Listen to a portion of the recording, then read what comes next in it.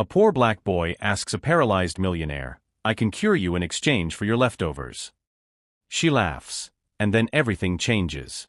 "Do you really think I would believe some macumba from a slum kid?" Victoria Whitmore's voice cut through the air of the mansion like a cold blade, her steel blue eyes fixed on the 12-year-old boy standing at the service entrance. Daniel Thompson had just made the boldest proposal of his young life.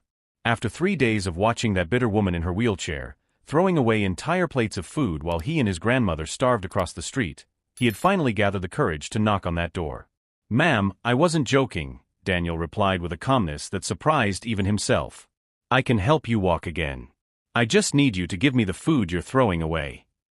Victoria let out a cruel laugh that echoed through the marble hall. "Listen here, little girl. I've spent $15 million on the best doctors in the world for the last 8 years. You really think a street urchin like you, who probably can't even read, is going to do what no neurosurgeon could?" What Victoria didn't know was that Daniel Thompson wasn't just any kid. While she looked at him with utter contempt, he studied every detail of the woman who had become a willing prisoner of her own bitterness. His trained eyes, the result of years of caring for his diabetic grandmother, picked up signs that expensive doctors had overlooked.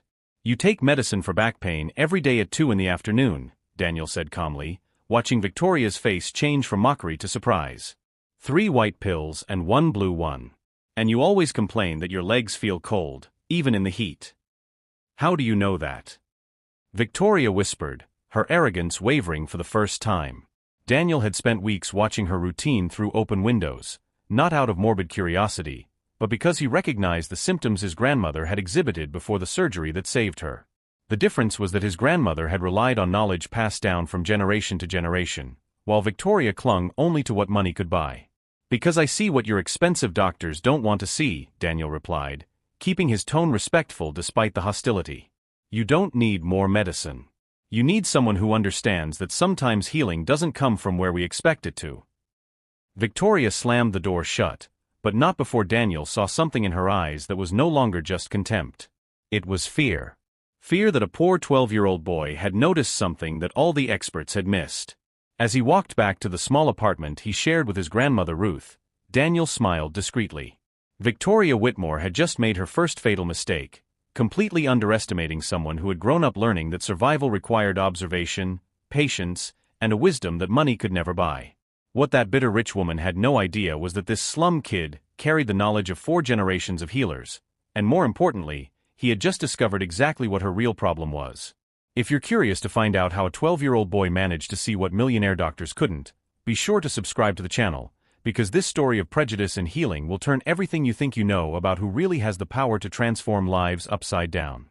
3 days had passed since Victoria had slammed the door in Daniel's face, but she couldn't shake her uneasiness. How did that boy know about her medications? About the exact time she took them? About the symptoms she had carefully hidden even from Dr. Hartwell, her private neurologist? The next morning, Victoria decided to find out who this cheeky kid was.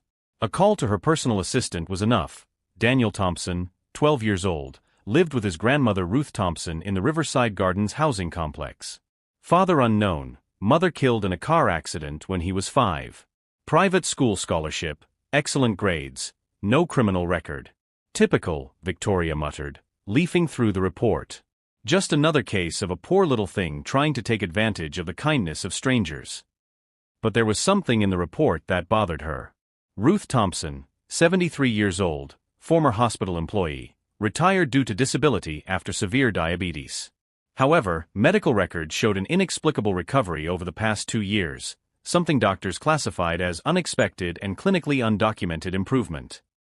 Victoria dismissed the information as a bureaucratic error. After all, what knowledge could an old black woman from a public hospital have? Meanwhile, across the street, Daniel carefully prepared his next approach. Victoria's reaction had confirmed his suspicions. She wasn't really paralyzed. At least, not in the way everyone believed. "Grandma," Daniel said, sitting down next to Ruth on the small porch.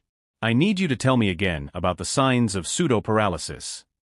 Ruth Thompson had worked for 40 years as a nursing assistant, but her real knowledge came from a much older lineage.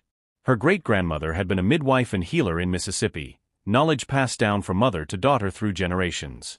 When doctors told Ruth she had 6 months to live due to complications from diabetes, it was this ancestral wisdom that saved her. "Smart boy," Ruth smiled, her experienced eyes shining with pride. "You saw what I taught you, didn't you?" Her legs tense when she doesn't realize she's being watched. The muscles respond to emotional stimuli. Daniel nodded. During his discreet observations, he had noticed how Victoria's feet moved unconsciously when she yelled at the staff, how her legs tensed when something upset her deeply. They were almost imperceptible signs, but to someone trained to look for what doctors didn't, they were clear evidence. "She's trapped in her own mind," Daniel murmured. "Her body works, but her mind has created the chains." Exactly. Psychological trauma manifested as physical paralysis. I've seen 3 cases like this at the hospital. Rich doctors don't want to treat the mind, only the body. It's easier to give medicine than to heal a wounded soul. That afternoon, Victoria received an unexpected visitor.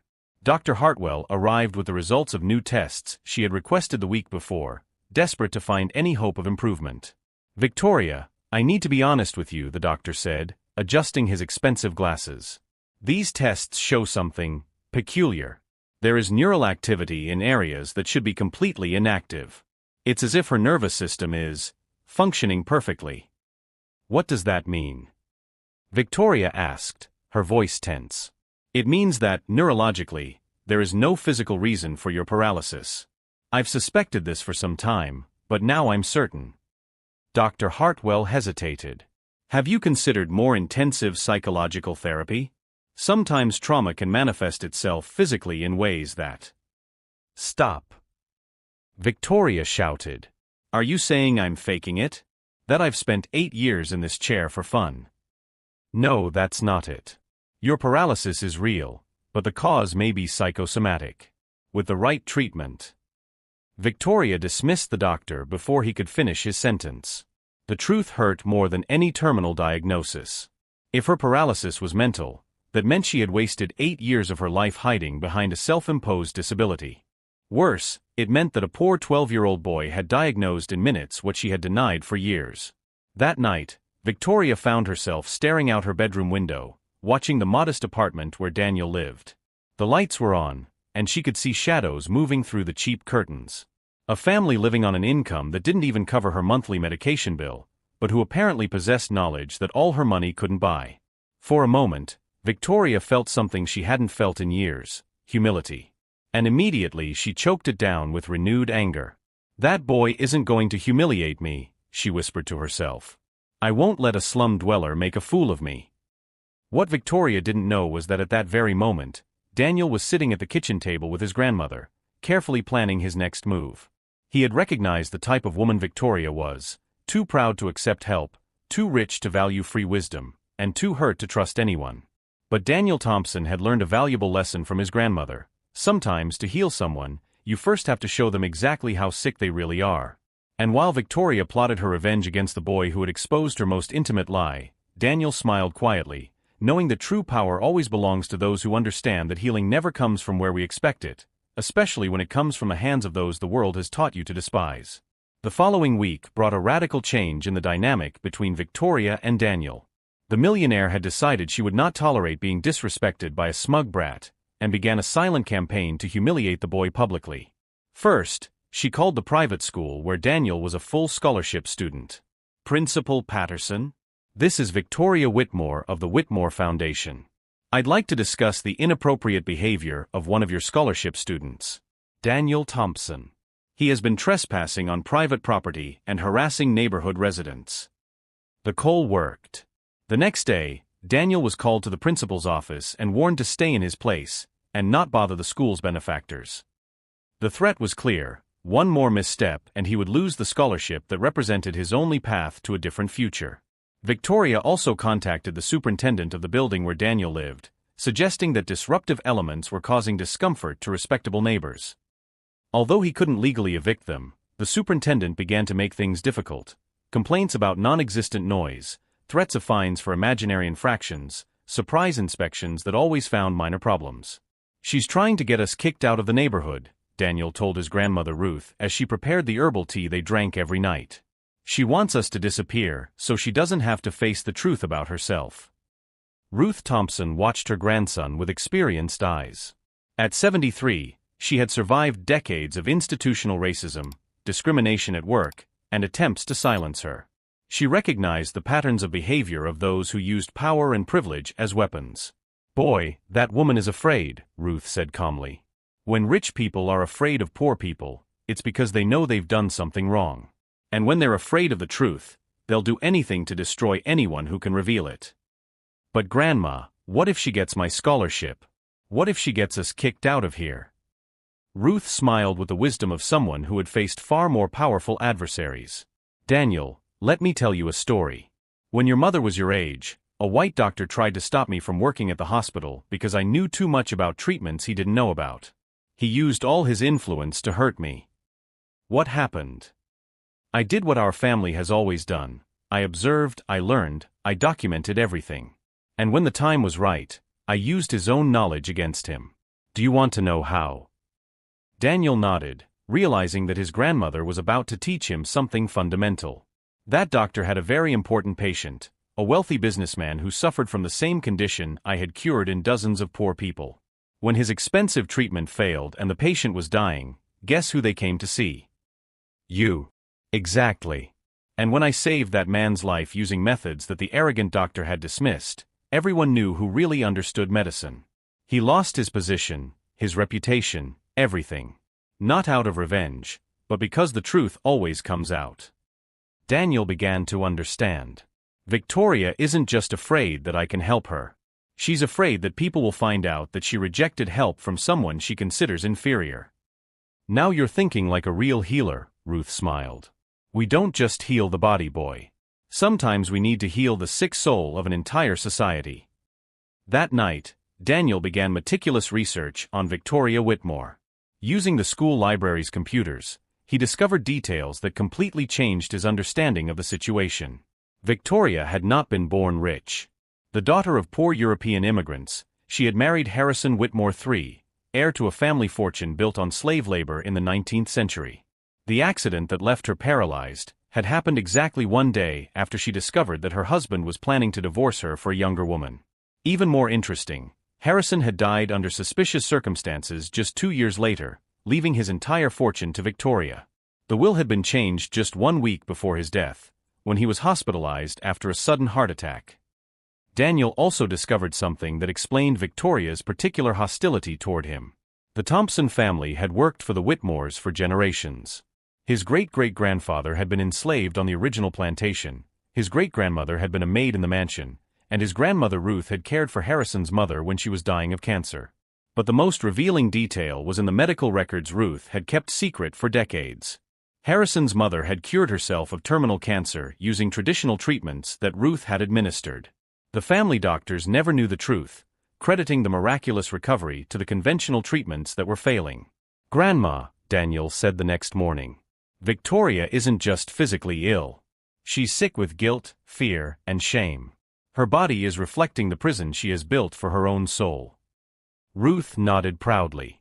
"And now, my grandson, you understand what true healing she needs. It's not just about making her walk again. It's about making her face who she really is and what she's done." "Exactly. But remember, our family has never used our gifts to hurt. Always to heal. Even when the person doesn't deserve it, even when she hates us." Daniel spent the rest of the week watching Victoria with new understanding. Every cruel gesture she made, every attempt to humiliate him, only confirmed his diagnosis. She wasn't paralyzed by physical damage, but by a guilt so deep it had manifested as actual paralysis. The plan that began to form in his mind was audacious and dangerous. It wasn't just about proving he could heal her, but forcing her to confront decades of privilege built on the suffering of others, lies about her own identity, and crimes she had buried under piles of money. Victoria Whitmore thought she was fighting a poor boy who wanted her leftovers. She had no idea she was about to face 4 generations of accumulated wisdom, a lineage of healers who had survived centuries of oppression, and a young man who carried not only the knowledge to cure her, but also the evidence to destroy her completely. While Victoria planned her next public humiliation of Daniel, the boy smiled quietly, knowing that each act of cruelty from her only confirmed that he had correctly diagnosed not only her physical condition, but also the moral rot that truly held her prisoner. The cure Daniel planned would be much deeper than Victoria imagined. And much more painful as well. The final confrontation took place on a Sunday morning, when Victoria least expected it. Daniel rang the front doorbell for the first time, no longer using the back door reserved for people like him.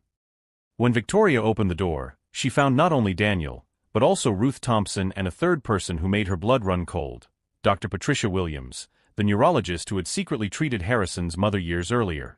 "Good morning, Victoria," Daniel said calmly. "I've come to keep my promise. Today is the day you're going to walk again." Victoria tried to close the door, but her arrogance betrayed her. "What kind of joke is this? I've called security." "Go ahead," Daniel smiled. "They'll want to see this too. Especially when they find out who you really are." Ruth stepped forward, carrying an old leather briefcase. Victoria Kowalski, daughter of Polish immigrants, born July 19, 1975. Married Harrison Whitmore in 2005, 3 months after discovering he was cheating on her. Victoria's face paled. No one had known her real name for decades. "The accident that left you paralyzed happened exactly 1 day after you discovered Harrison was planning to divorce you," Daniel continued. "Very convenient, don't you think?" Dr. Williams opened a medical file. "I treated Harrison's mother when she was dying of cancer.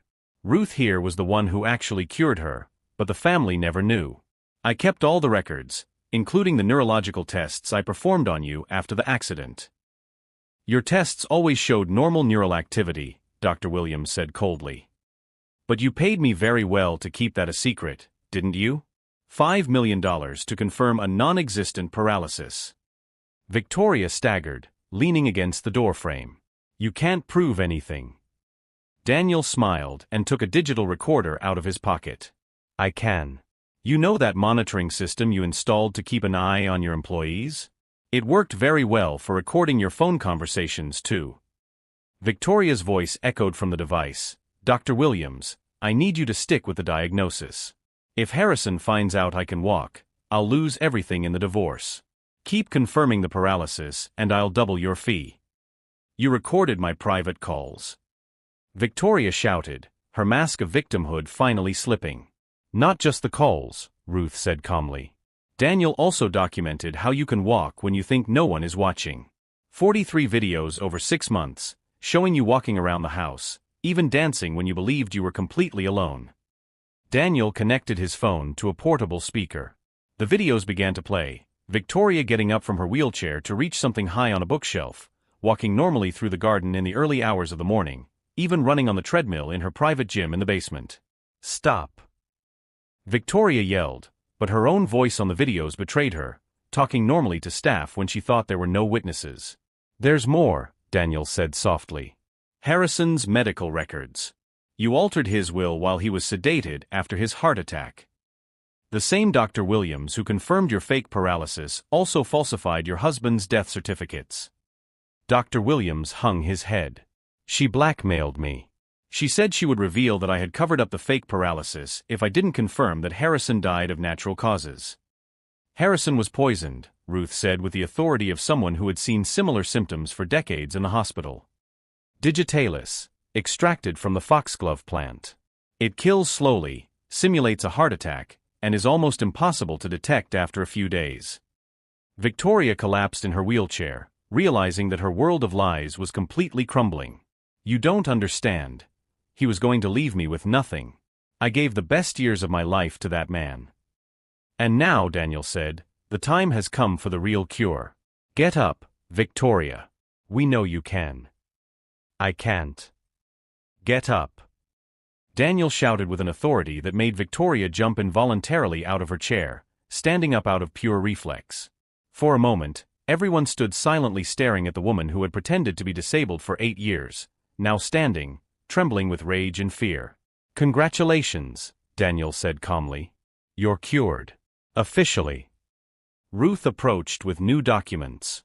"These are the reports that will be delivered today to the police, the FBI, and the IRS. Insurance fraud, falsification of medical reports, tax evasion, and first-degree murder.